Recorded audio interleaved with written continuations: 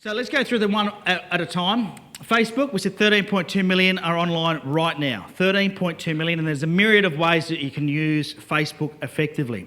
You can do this with no money. You can start a group on Facebook. Now, this particular group that I've got here is a Canon camera gear buy and swap organisation. You can see they've got 6,700 members. Now, this is how tailored, think about your target markets that you picked before. This person, whoever started this group, also has a Nikon group, a Fuji group, a Pentax group. Okay, now this guy I'd say is a second-hand camera dealer, but smart enough to know that if he creates a buy and sell group just for Canon users, he's got 6,723 targeted members that are in there having a conversation with him. Is that a great way to build a database? How much did it cost him? A bit of time, that's it. That's an example of how you can use a group. Now you can see that he is qualifying who joins. This group is for anyone living in Australia wishing to buy, swap or sell camera gear. Even living in Australia is in bold. He's made it very clear, and it's what's called a closed group. So you can make an application that he decides whether or not you get in the group. So not only has he set up this group, he's picking who his customers are. Pretty cool? Here's a few other examples just to show you how powerful this is. North Shore Mums, 10,912 members. Now, if I was a photographer that specialised in child portraits, that would be a great group for me to start, wouldn't it? And I would have a captive audience. North Shore Mums doesn't get any more specific than that. And there's 10,900 of them in this group.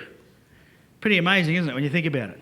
Doesn't cost anything to start a group, and people go looking for these groups. You don't have to market these groups. So you think about what it is your customers, once you work out who your ideal customer is, work out what is it that interests them and start a group. When they get in the group, you start a conversation, especially if it's an interest that you've got. I mean, it's not even an interest, it's just, are you a North Shore mum?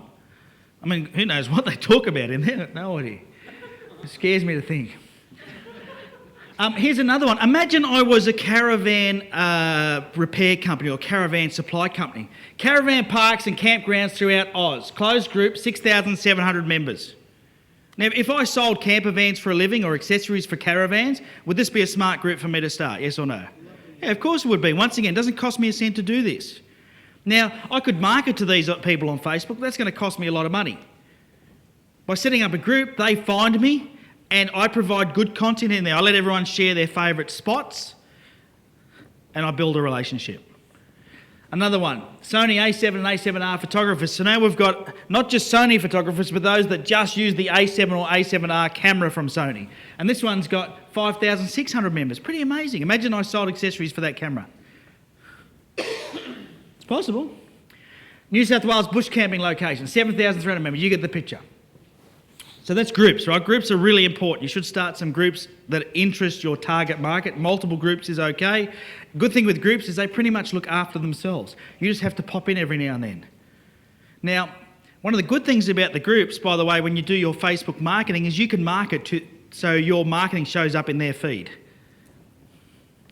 on their Facebook page. You can just select that group. You don't have to market inside the group, you can just market to them outside of the group. You can market to someone else's group. That's the other beautiful thing you can do on Facebook, by the way. If you have a competitor that has a really strong Facebook page with 30,000 customers liking their page, you can market directly to their page likes. How cool is that?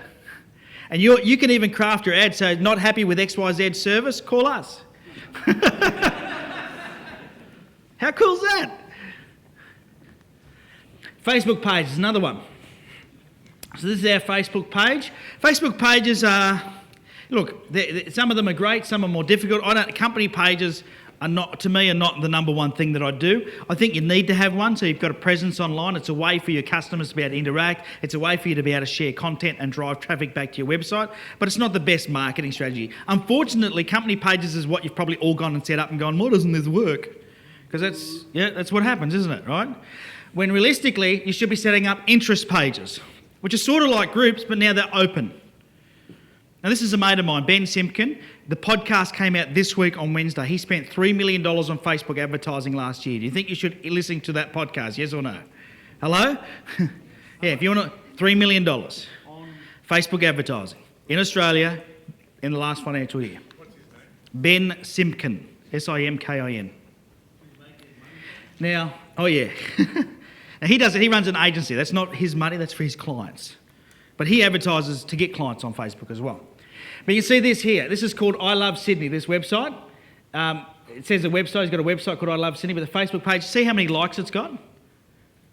36,900 and something likes. Now, find me a company page with that many likes. Just doesn't happen.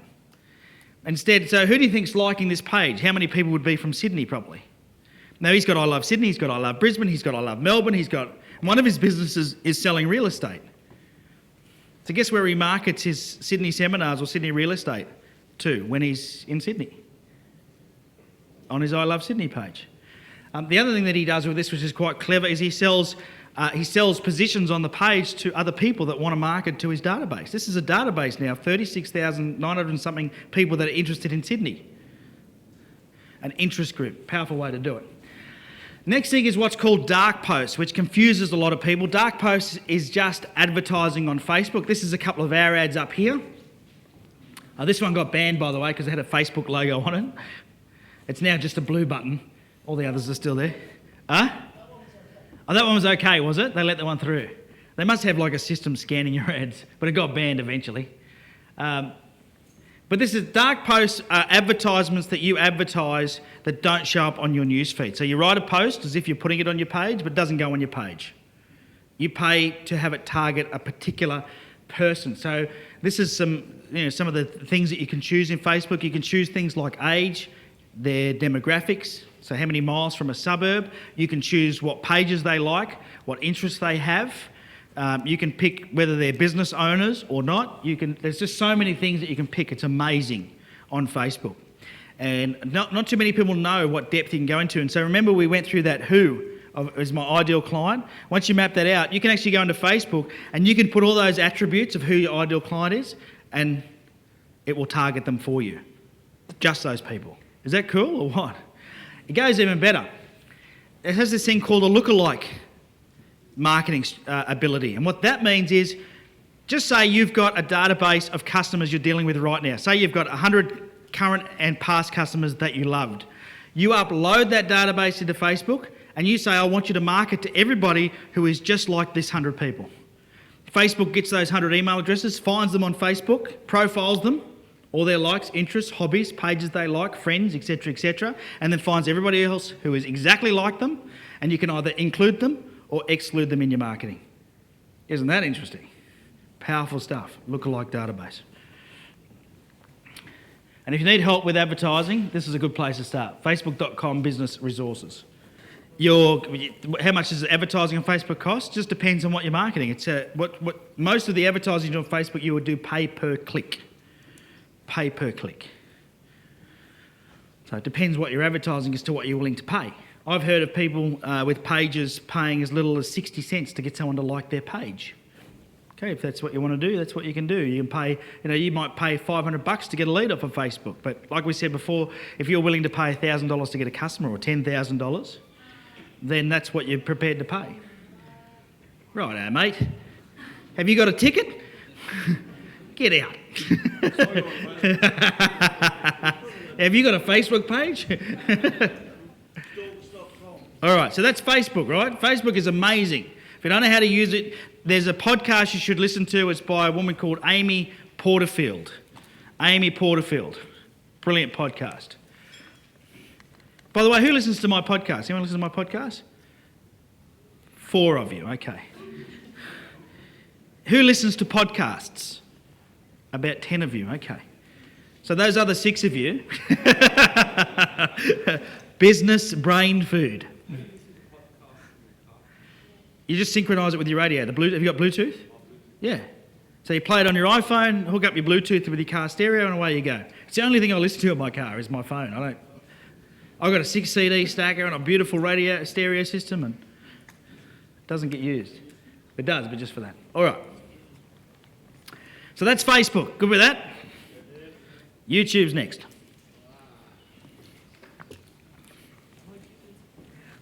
Huh? What do I listen to on the podcast?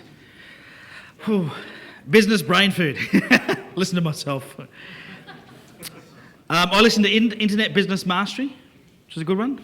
Pat Flynn, Smart Passive Income, good one. Beers, Blokes and Business, that's a good one.